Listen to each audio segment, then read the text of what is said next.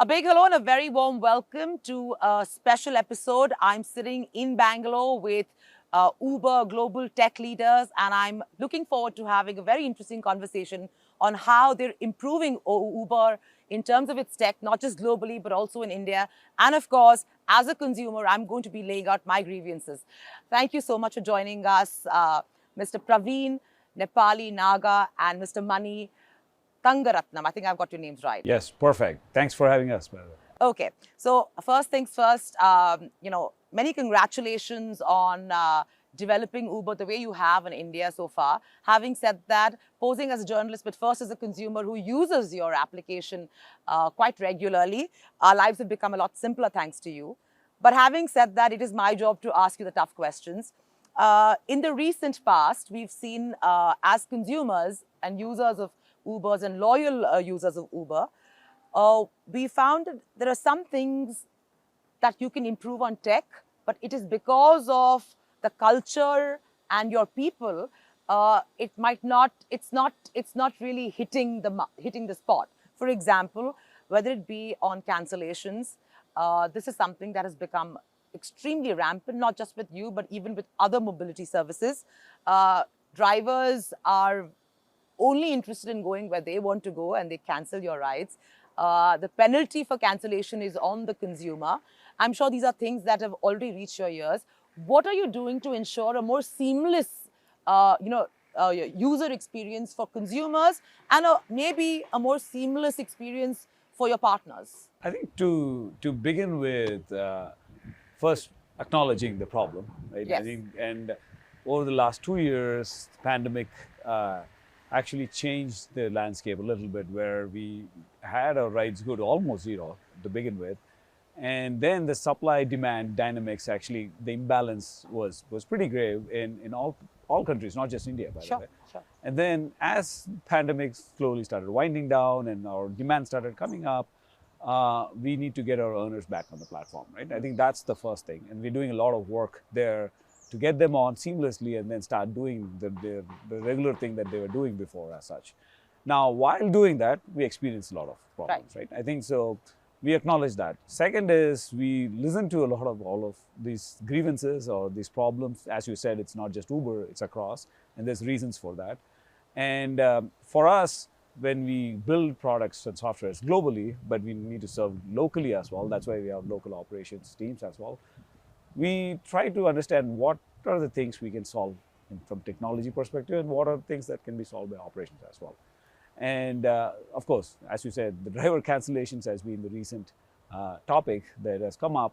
From technical aspects, technology standpoint at least, we have identified few features that we can build that can help soften that as such.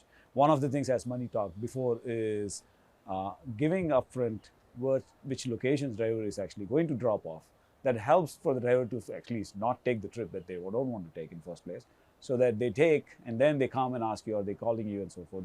Those things can be resolved. But is this an issue that you face only in India, or is this a global issue in terms of cancellations, where your driver calls you and checks what your location is, and depending on what your response is, decides whether to take the ride or not? Is this an India-centric problem, or is it a global problem? I ask this because before the emergence of Uber and Ola in India, we used to have a big problem with regular cabs and rickshaws in any case, right? So when Uber and Ola came into the country, it was a relief for consumers because they're not supposed to call you and ask you. And, the rule is that wherever I want to go, you take me. So this obviously seems to be a cultural issue, or am I wrong in assuming that? It's probably, you can draw patterns as India, and then you can go to some other countries in LATAM, and there are some similarities you will find, right? And as you said, there's cultural things. But if you go deep down, it's providing that flexibility, or how are we going to incentivize if somebody wants to do that. Sure. And I don't think that existed. But good news is with technology, we can try to solve that problem. And for us, the way we look at it is, if we solve for India, that works globally for me. Like any other countries facing these problems. And we have done that with other things as well. What works here, like for example, cash. The thing that we built here in cash works in other countries as well. Before that, we never did cash as well. So that we look at it as an opportunity for us. Sure. When you talk about cash, I'm curious to understand is, although we've had so much of digitization and we've got a lot of impetus because of the pandemic to actually adopt digitization, are we still seeing, most of your consumers still preferring to pay cash, or has there been a slight change in that trend? I think we want to provide all options. Right? Whatever works for our riders and earners, we want to provide that. And if cash is the option that they choose, and that's more seamless for them, and we have that option for them. Right. My question is, are we seeing still India as a cash-dominated market? Especially from earners' point of view today, especially if we take portfolio programs like auto, Yeah. right? Cash is something that our earner partners are looking for. Right. Because that's something where, hey, I get some cash, I use it to fuel my auto so that I can go back, right? So we are trying to see, as Praveen said, from rider standpoint, we want to give all options to the rider so that he can pick and choose what to do. But from earner's point of view, we see inclination towards some specific cash modes, right? Whether I want this cash, right? So that's why we made product changes to expose that payment method so that the decision making is easier, so that they don't, accept. They call you and they figure out that you are going to use a digital method and then they cancel. Yes. Right? Yes. So that has been something that we solved, but we're also making other changes, right? Why are you not accepting cash? Why do you want cash? Because it's something that I get instantly. Sure. We're trying to say how we can even make digital methods instant, right? All that they want is instant so that it can help on the daily, day-to-day stuff. Sure. Right? That's another type of innovation that we are working on to see how we can make it so fast so that even if we accept digital from riders, how can we pay back to our earners every day? Right? Today it is on a weekly basis. Can we do some innovation around that? Those are all the technological ways that we are exploring to see how we can solve this problem. And give me a sense of whether you're going to be exposing to your partners what is the destination that the user is looking at, so that it makes him a better known decision, that before he accepts and then I call and tell him I'm going here and he cancels. Are you now showing the driver what my location is? We showed two types of information to make better decisions for earner partners. The first information is the destination location, right? So that we want to avoid scenarios where the earner partner calls you and say, oh, I don't want to come in this way. Right. The second is the payment method. Right. So we feel these two are very high in priority on the decision making. There are a lot of other modes also which are in decision making priorities. Okay. But these two are very high in priority. We have exposed these two things. We are getting a bunch of data to see how does it improve the experience for our riders and earners. And we see a very positive signal towards this. Okay. So we are continuing that. Right. When we first started using your service, not just yours, even the others, it was actually more economical for me to use an Uber than do a black and yellow taxi or a rickshaw or whatever it is, right? But as years have progressed, it's actually more economical for me to take a regular cab or a regular rickshaw than an Uber or an Ola or any of those mobility services, because your pricing is becoming steeper and steeper. How is this actually working from an algorithm standpoint? This is where the hybrid thing of there is algorithms, but the levers are set up such a way that you can actually customize to the markets that you operate in, right? There's no one algorithm that automatically works across, right? But the algorithm is customizable as such. Right? There's inputs. As an algorithm, usually the way it works is there's input that comes and then output goes. Sure. And for India, we have a lot of inputs and customizations of configurations that happen and output happens, right? Now, we have worked on these algorithms for many years, right? Before we didn't have this option of certain locations we can customize and tune. We have those options right now, and we adhere to the government regulations that they have set. And if you go to the United States, it's very different. Okay. And the algorithm customizes and works in different way as such. Now, the algorithm is determining at the end of the day, the imbalance or the balance and how and what is the demand supply, but ultimately the prices are based on what we come up with from the governments and folks living with them. Now, when it surges more, what it means is that the demand is higher than the supply as such, right? And also certain areas, which locations you want to go as such. There is what we call a secret sauce. I can't go too deep into our surge algorithms as such. So if I just narrow it down to the Indian market, right? So I have mobility where you can transport me, I can be transported, and then you have Uber for Business that you're launching in India? Yes Uber or for no? Business is already at rides side of Rides. How well have corporates taken to Uber for Business in terms of actually using it for employee travel? So today in India, the biggest thing is all corporates wants employees back to office. Yeah. Right. And they are trying to see how best we can facilitate. Right. Right. And one of the key things that people are looking for are one is safety. Yeah. Right? That's the topmost priority for every company. So actually all companies are now looking for options to see how I can get my employees in a safer manner and get them back home in a very safe manner. Earlier, it was more about cost. So, employer was just giving like, okay, I will give you a 4,000 rupees voucher. You can use it on whatever mode you want. Sure. But today, that is not going to help the employee. He's like, I'm not worried about that 4,000 rupee voucher. I'm more interested in how I can come safe in a very predictable manner. So we see a lot more interest on corporates to figure out how they can get employees on board and take them back. Right. So the receptivity of this segment, of this requirement is very high. Right. Right. So we have a Uber for Business team in India, which is now talking to a lot of organizations to see how we can facilitate that in a very simplistic fashion, but at a very large scale, and you can still monitor who is coming, who is not coming, and how can the whole reporting and the expense can be taken in an automated fashion. Sure. So we see a very good receptivity in India for this. The third leg that I'm really curious about is Uber Bus in India, because I think that's something that will have a lot of takers given the market we live in. I believe you piloted this in Delhi and in Cairo. Give me your learnings from that and the challenges that poses to actually scale this up across the country. So there are a few things, there are a few parameters that we need to first solve before we scale the whole solution.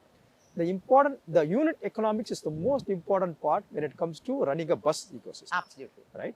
So what we are currently doing is, what should be the route that bus should operate?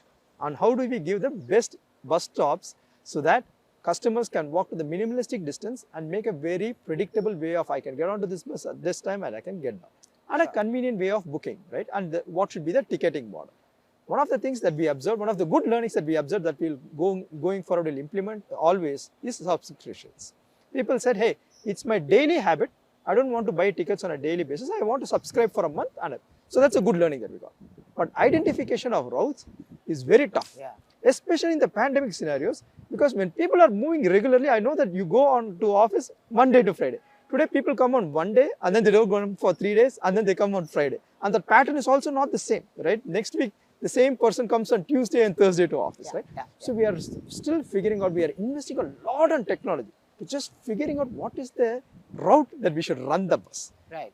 And then the third problem is around reliability. So today, if you don't, so Uber is all built on demand. If your driver cancels, immediately you get the next driver. But bus doesn't work like that. If your bus driver doesn't come, you have a bunch of people who have booked tickets. That's true. Right? How do you get the next driver immediately on board? The only fallback that we have today, the good part about Uber is we have a fallback. We actually give them Uber vouchers where they can take a Uber cab. We know from what destination. As a compensation. As a compensation. Wow. Okay. Right? So that's the last backup plan that we have.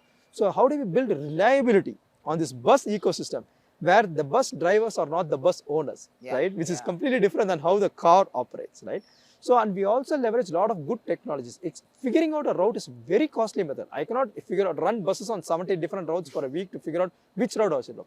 So we have very innovative technologies where if we experiment a route and we know there are only 5 bookings, I can even send a Uber cab which will take these 5 people to the destinations, right? To say that, okay, now we see a pattern and now I have to send 5 such cabs to satisfy. Maybe there are 15, 20 people. Maybe that's when we upgraded to a route, right? So we do a lot of these experimentations and make the unit economics work and get the technology right. Once it is done, then we scale it up, right? Then, because scaling up to more cities is more of ops of figuring out how do we source buses and how do we get drivers on board, right? The technology should be right. We have got a bunch of learnings from Cairo. The learnings from India is similar in terms of subscriptions and other things. The route matching is something that we initiated now and we are exploring all different ways to figure out the routes. But I think we can solve this problem. And it's a problem that needs to be solved. Being a transportation company, we cannot say that, oh, bus is something we don't want to do. And that's the best way for us to get the next 100 million customers to it. For sure. Yes. Coming to your infrastructure, again connected to mobility, is your maps. My observation, and correct me if I'm wrong, is that your interface is very dependent on Google Maps, right? And I'm not sure about the efficiency of Google Maps sometimes because it takes you through some crazy routes and the driver is committed to take that route, even though he might know better. And usually the drivers of, sophisticated companies such as yours and others are drivers who don't know routes and are very, very dependent on maps. Is there because you're a tech-based company, is there an effort to actually build your own maps? Maps is one of our core part of our infrastructure, which enables like determining routes, determining ETAs, for example, right? Yeah. I mean, the ETAs determine eventually pricing algorithms and everything. So there's so much inputs that maps gives. I think it's a big effort, first of all. And our goal is to, of course, use different providers where we can use, but we also have all this data coming in, so we can actually build our platforms eventually to be able to provide that efficient routing as such, right? And specifically, it's going to happen in buses, in pools and shares as well. And what we do is we get the data from several providers, and we are able to then build the tech on top of it. Second is now we are also able to see our driver routes, what they're doing, and then use our own routing algorithms to make sure we already do that in certain places. Really? Already. And the question is, eventually building the whole maps out, it's a multi-year effort for us, right? But it's something you are working on. Something we're always working on. Right? No, like why should only Google have maps? Why can't we have Uber maps, given you're a transportation company? That can actually help us out. Okay, let me talk about delivery. Now, in delivery, we've seen a lot of success that Uber has had in other markets, but in India specifically, where the delivery, especially the food delivery, grocery delivery, has absolutely exploded, right? I mean, quick commerce has made me so spoiled. I don't need to go out anywhere. And in less than 25, 30 minutes, I'm getting stuff at home. In such a situation, Uber Eats attempted it, but it didn't really fly in India. What is your attempt to ensure delivery, you spruce up your delivery act here, given that it's such a crowded marketplace and so fiercely competitive? So I think pandemic changed the game a lot, right? The pandemic accelerated delivery. I think what our decisions we made was pre-pandemic. And then we wanted to partner with one of the best, which is Zomato. I think that's what we decided. I don't have an answer for what we might do in future for India. But right now, we are investors in Zomato as such. You're not clear about what's happening in the delivery space in this market. Yes, it is a complicated market. Having said that, I have a question for you. You have a milestone of reaching 1,000 techies in India, right? We already 1,000. by the way. You've reached it. And now you've announced that you're looking to hire 500 more techies. This is your second largest market in terms of, your research center and your data center. Am I correct? After the US. So I'm asking this question specifically because we are going to be, at the end of the year, Uber's going to have 1,500 techies, top talent that you're going to have to be improvising and innovating on your products, right? Not just in India, but globally. Why is it then our market is so underserved when all the brains are sitting out of Bangalore and Hyderabad, second largest tech center? Why is this market not seeing so much innovation? Is it because the market is like that? It's a fair answer to give that the market is not ready. For instance, in Australia, you have a new service now where you have, gender neutral drivers, you have non-binary drivers, which is an interesting idea. There must be takers for it. Maybe this market is not ready. I'm saying so. So two things there. Is there going to be a good investment on India? Answer is definitely yes. Even from technology perspective, we are also going to have dedicated teams to just focus on India-specific problems and make it very. Right? Are we going to get new programs and new rollouts of features like what you spoke about, which are served in other countries to India? The answer is yes. Then why are we not seeing that as a customer? Right? Today, post-pandemic, now we have basic problems in terms of reliability, right? In terms of getting our earners back to the system. Why is that so tough? I thought people would need jobs. So the thing is, if you take a usual earner in India, a lot of people have leased cars, they have on financing, they haven't driven that for 2 years or 1.5 years. The cars are returned back, right? So now who is going to pay the money to get that car? Right? So it's a bigger ecosystem of problems that needs to be solved. So what we are focusing is, let's first get the basics right. Let's get back to the normal of, hey, if I push a button, I get the car. No cancellations, no calling, get that. Once we are there, our focus is to get all those services to our customers. That is definitely there. But from priority perspective, we want the basics right, and then we add bunch of things later. That's how our priority is, right? Otherwise, you'll be like, yeah, you have this cool thing, but the basic thing is not working, right? So that's the focus. You know, in terms of just investment in every market, I mean, we're still an emerging market. So I'm sure advanced markets, the investments are a lot higher because the market demands so. Having said that, that your global CEO has just written a mail on Sunday night talking about the fact that you need to be a lean, mean machine and get profitability back. You know, because the pandemic has been hard across sectors. Mobility, of course, was hit hard. He's also talked about hiring being a privilege. And so while he's not talked about layoffs, it's not really talking about hiring big scale, but it's like being efficient and getting profitability back on the table. How does that impact, you know, globally and in India? How does it impact what he said? Absolutely. I think first and foremost, that email was a communication that you wanted to have for internal employees, right? Yeah. And we usually like have take a look after, let's say we hire 1,000 people in India, right? Usually take a look at how we are set up. Like as we hire fast and so forth, like we're defragmented as such. We defragment and get people to get on priorities, and then as we hire, we put on the right places. And what I would say is we always do that, and that's what he's referring to based on what he felt. What we will probably be looking at is hiring the next 500 folks here. We'll be deliberate in making them work on the right ones, right priorities. This will help us prioritize, right? Right. Yes, profitability and those things are important, but what is the work that we need to do? And these 500 engineers are going to be working on those aspects. If I had to ask you from a global perspective, and you also have an India background, so, you know, what is for you after coming out of the pandemic? What is your biggest challenge or challenges at hand from a global standpoint? And that same question to you from an India standpoint, what would it be? Yeah, I think last 2 years were very difficult, right? Coming out of it, actually we have emerged as a very strong business coming out of it. This will not all companies can say that. There's several pandemic companies as such, right?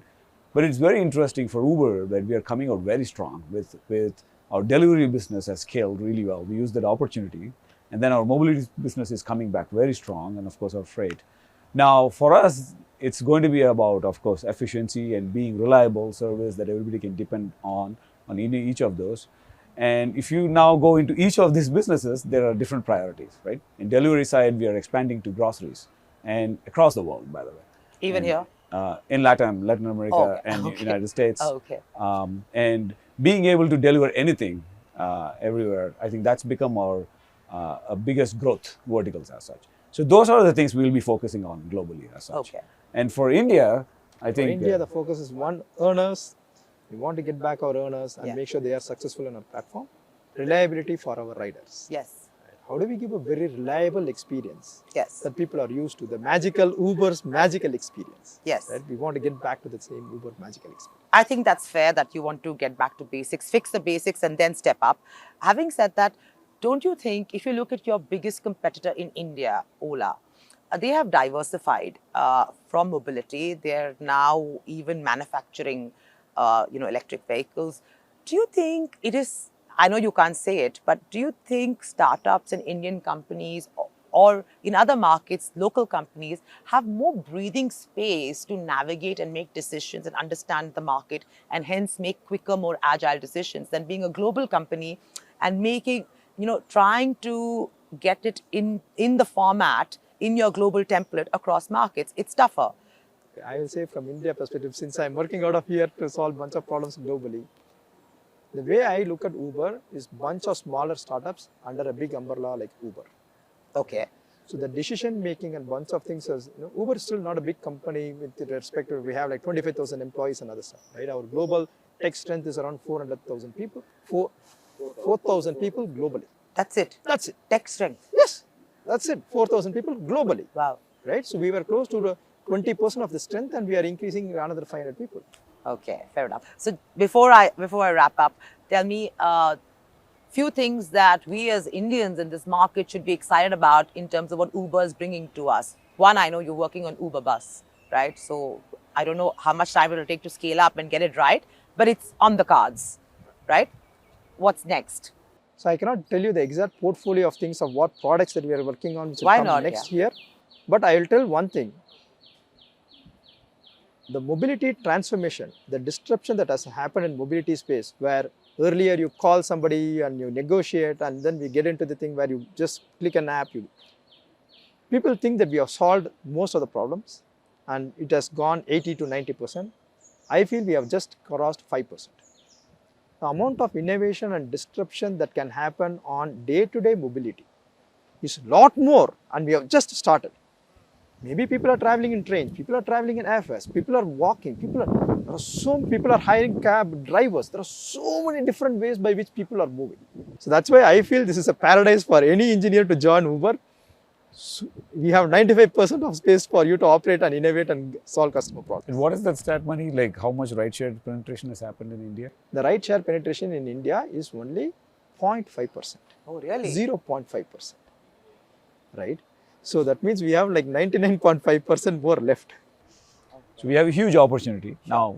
Well, on that note, thank you so much, gentlemen. It's truly been a pleasure. All the very best. Hopefully, more tech power to you, more engineering power to you. And hopefully, we'll see a lot more products that we're seeing internationally roll out into this market. Thank you so much for your time. Thank you. Thank you. Thanks a lot.